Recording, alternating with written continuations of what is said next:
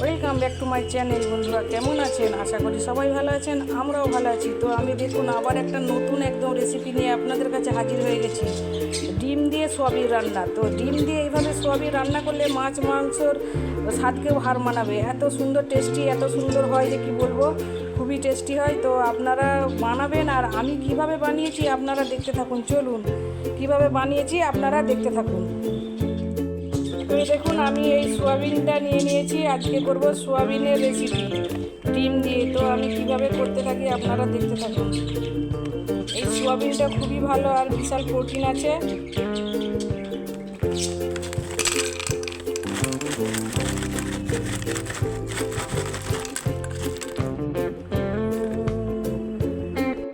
দেখুন আমি এখন জল দিয়ে দিচ্ছি, আমি সোয়াবিনগুলো সেদ্ধ করে নেব। এই দেখুন সোয়াবিনগুলো সেদ্ধ হয়ে গেছে, এখন আমি সোয়াবিনগুলোকে একটা একটা করে সব নামিয়ে নিচ্ছি।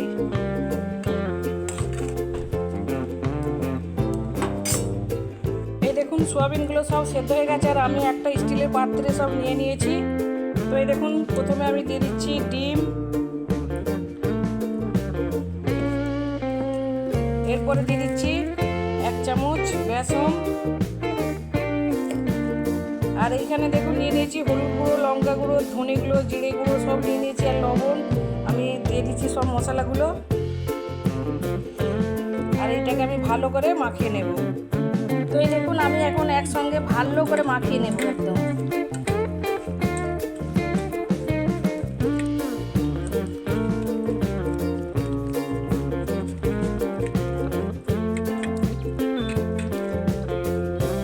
মাখিয়ে আমি 10 মিনিট রেস্টে রেখে দেব, যাতে এর ভেতরে সব ঝাল মশলাগুলো ঢুকে যায়। আমি এখন কড়াইয়ে একটা প্যান বসিয়ে দিয়েছি আর তেল দিয়ে দিয়েছি। তেল গরম হয়ে গেছে, অবশ্যই এটা সরষের তেল দিয়েছি। আর আমি সোয়াবিনগুলো রেস্টে রেখে দিয়েছিলাম, সেইগুলো এখন কড়াইয়ে দিয়ে দিয়ে সব আমি একসঙ্গে ভেজে নেব।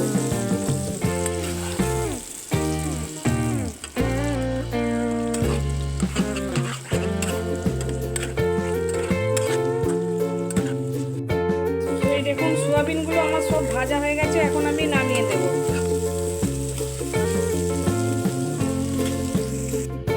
অন্য একটা প্যান নিয়ে নিয়েছি, আর সেই প্যানেতে আমি এখন তেল গরম হয়ে গেছে, দিয়ে দিচ্ছি 2টো ফাটানো এলাচ আর তেজপাতা, পেঁয়াজ কুচি।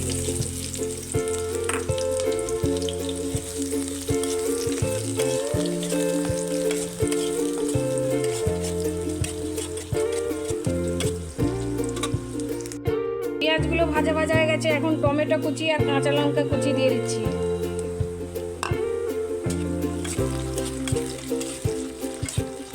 তো এখন দেখুন টমেটোটাও কি সুন্দর ভাজা ভাজা হয়ে গেছে। আমি এখন দিয়ে দিচ্ছি আদা রসুন বাটা।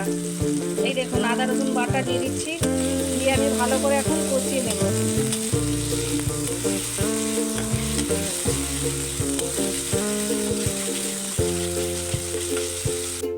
এই দেখুন আমি 2 চামচ দই নিয়ে নিয়েছি, আর আমি একে একে সব মশলাগুলো দিয়ে দিচ্ছি।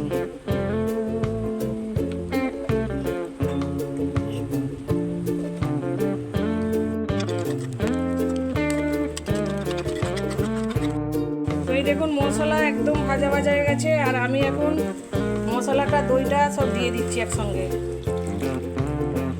দিয়ে আমি আরও 1 মিনিট কষাবো।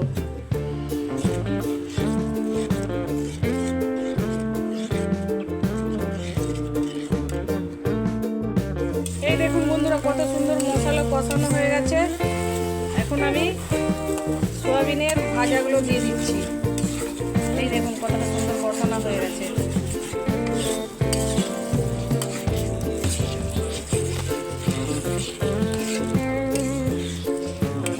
তো এই দেখুন কতটা সুন্দর হবে টেস্টি, রুটি পরোটা লুচি সবার সঙ্গে খাওয়া যাবে।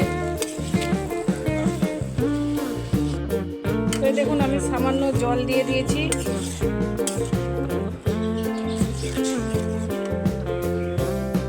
তো এই দেখুন রান্না আমার একদম কমপ্লিট হয়ে গেছে, এখন আমি ধনেপাতা ছড়িয়ে দিচ্ছি।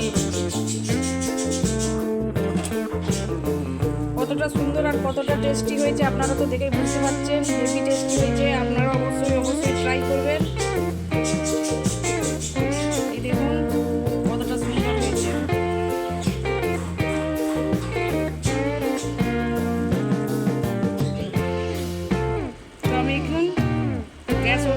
করে দিচ্ছি। আমার রান্না একদম কমপ্লিট।